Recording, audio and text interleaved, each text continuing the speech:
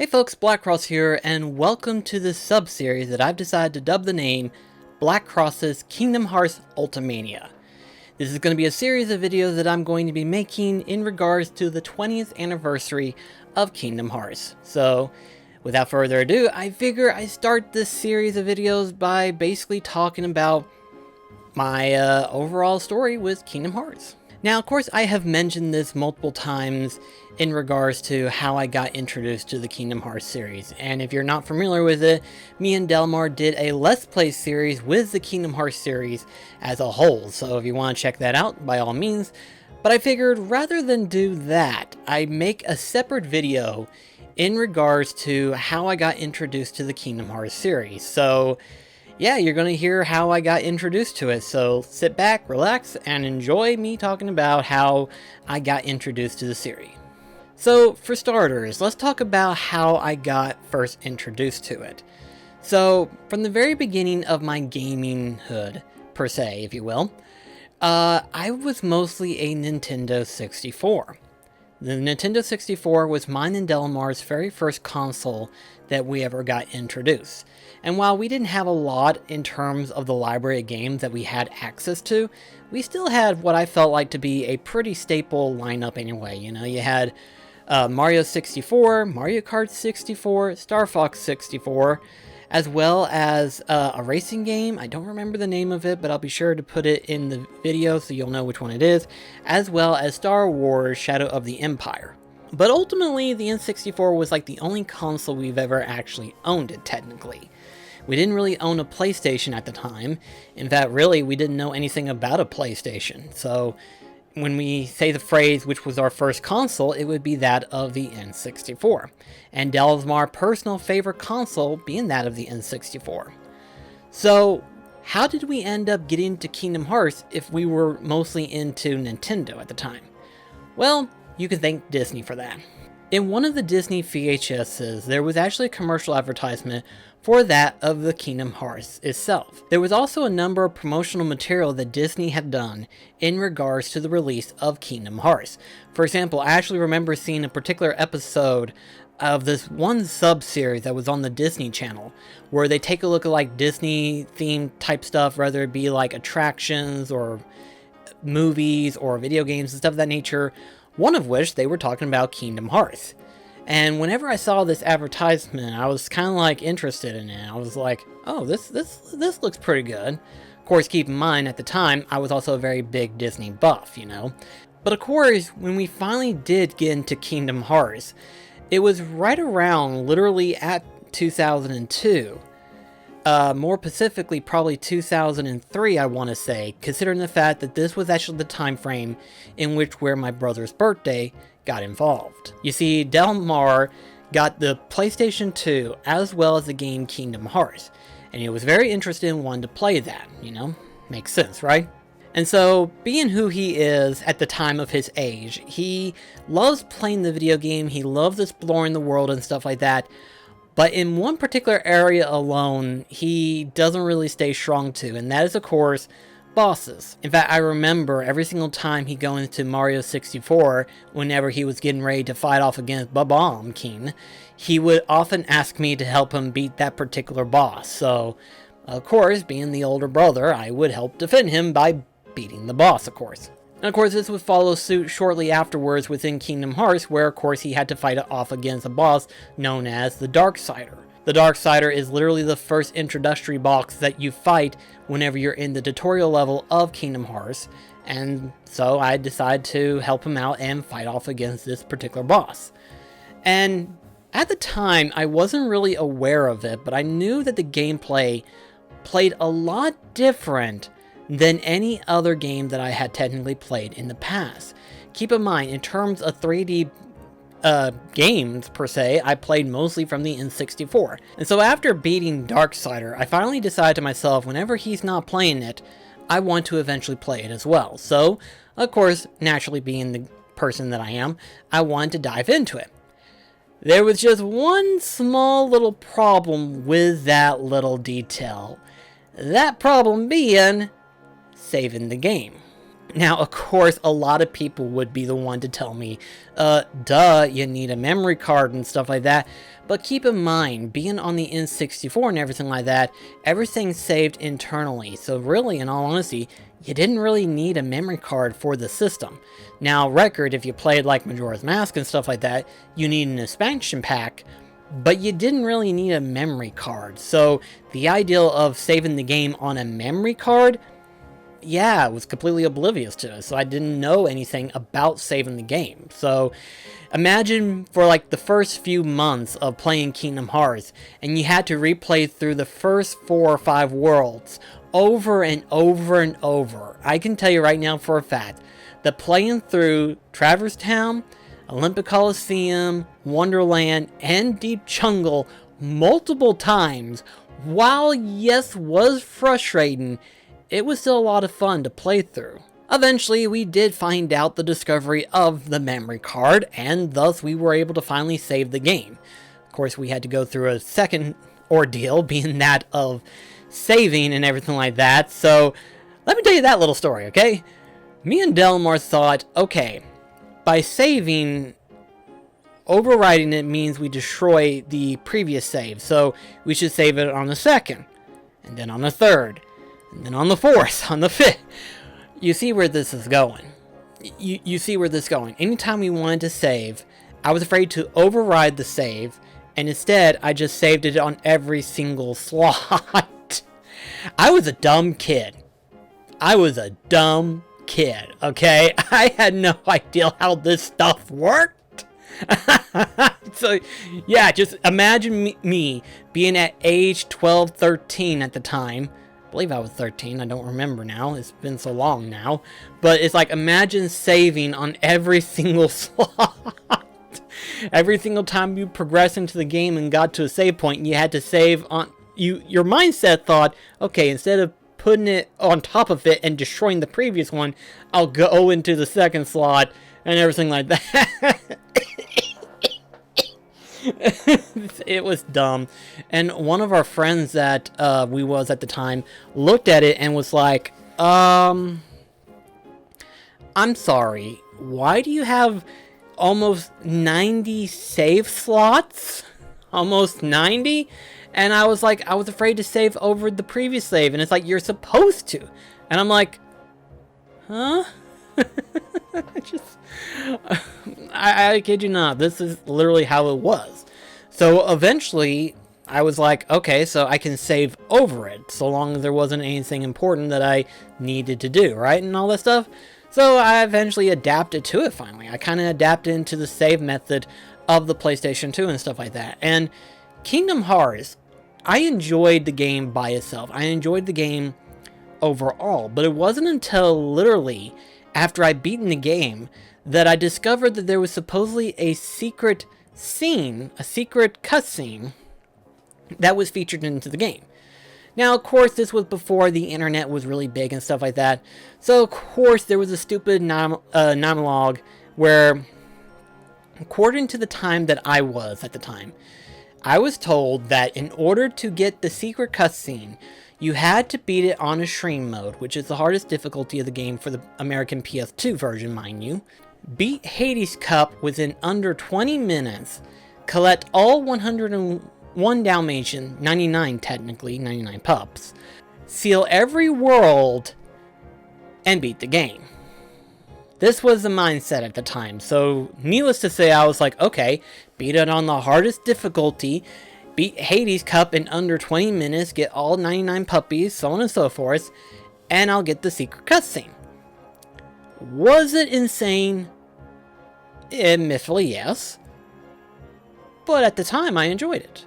I enjoyed actually doing all of it. I actually enjoyed getting to encounter some of these secret bosses that I would ordinarily probably never even get out of my way to do it. But I was so interested in seeing the secret cutscene that I felt like doing it. And ultimately, I did do it all and stuff like that. And I got to see the secret cutscene and realized that, hey, there's going to be a sequel. And whatever the sequel is going to be, it's going to be pretty big, isn't it? It wouldn't be until a couple of years later that I got introduced to another Kingdom Hearts game known as Chain of Memories, which was of course originally released on the Game Boy Advance. Thankfully, of course, at the time I did have a Game Boy Advance SP at the time, and then of course I was able to play Kingdom Hearts Chain of Memories, and I played it all the way through, along with the chapter where it involves Riku. By the time I played that, I was already thinking to myself, okay, this was a really cool game, I'm not gonna lie, I liked it pretty well. But now the question is this, how long do we have to wait for Kingdom Hearts 2? A very, very long time. Seriously, I kid you not, I've waited for so long for this thing. I actually remember that every single time I had the chance, I would always look it up on the school computer, look it up on the internet, and see when Kingdom Hearts 2 was eventually going to be released. And while I wasn't that dramatically looking at it, you know, like for say like, you know, all the different news outlets and stuff like that, I didn't know anything. I just knew Kingdom Hearts was a thing and I wanted to know when the next one was going to be coming out. It eventually did see a release date finally, and I played through Kingdom Hearts 2. Of course, there was that first bit of playing as Roxas, but I was like, hey, I'm interested in it. I like where this is going. And then I see Roxas wielding 2 Keyblades, and I'm like, whoa. This guy's badass. He's freaking awesome. And then, of course, you know, finally get over that prologue bit, and we finally get back to playing as Sora. And I enjoyed my overall journey with Kingdom Hearts 2. But then, of course, we then fall into the category of, well, what happens next? Well, after I see the secret scene for Kingdom Hearts 3, a potential announcement, I didn't think to myself, oh, this is going to lead up to a PSP game. No, I was like everybody else. I thought this was going to be Kingdom Hearts 3, where Sora, Riku, and Kairi is grown up, wearing armor of all things, and they're involved in some epic war called the Keyblade War. So it's like, this has got to get insane. The stakes have been rose really high. Only to realize that wasn't the case. That was not really the case. That was something completely different. And then, of course, we had the eventual announcement of the following titles, being that of Kingdom Hearts Coded, Kingdom Hearts Burst by Sleep, and, of course, Kingdom Hearts 358 over 2 days. Eventually, though, Coded would be recoded and would be released for the 3DS, because at the time, Coded was made for the cell phones. And not the cell phones like we've got today. No, it was much different at the time. Very much different. So they had to remake the game and release it for the 3DS. Or not 3DS, but the DS at the time. So it was a much different time completely. So yeah. Imagine seeing that and then all of us being like, this is what we got? I think out of all the Kingdom Hearts games, though, there was one Kingdom Hearts game that I completely lost track of. And that was, of course, when the game first got announced. It was called something else. It wasn't Kingdom Hearts Dream Drop Distance, but it was called Kingdom Hearts 3D. You know, for the 3DS, of course. So, naturally speaking, it was fairly different than what it was supposed to look like. You know, yes, you would play as Sora and Riku, but it didn't involve the Dream Eaters that we got to witness today. Instead, there was potential that we would see like the Heartless and the Nobodies, and then of course there was a scene that I remember specifically where they showed off the Twilight Thorn. So I just assumed that, okay, this is a completely random Kingdom Hearts game. I'm sure we'll find out more details whenever it gets closer to being done and everything like that, you know? Because I was like, if I stay focused on this particular Kingdom Hearts game, I'll never get anywhere and it'll be like forever and an eternity. So I was like, okay, I'll just wait for it. I found out about I want to say about 2-3 weeks after its original release that it was an official thing. And I was like, when did this get released? I lost complete focus of Kingdom Hearts at that one point in time, and then all of a sudden, it came out of nowhere. So I was like, well, I gotta get this. So I was able to eventually get myself a 3DS to where I could play through Kingdom Hearts Dream Drop Distance. And it was a really good game. I really enjoyed it. And then of course we cannot forget the very momentous occasion when America finally got his hands on the frickin' final mix versions of Kingdom Hearts 1 and eventually Kingdom Hearts 2 and Burst by Sleep.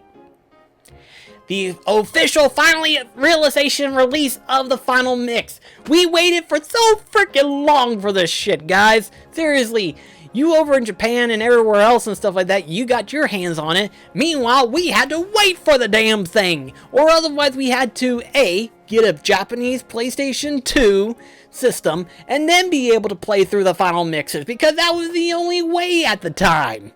And then we finally got the final mix version thanks to Kingdom Hearts HD 1.5 and then the official release of 2.5. And I have to say, it was glorious.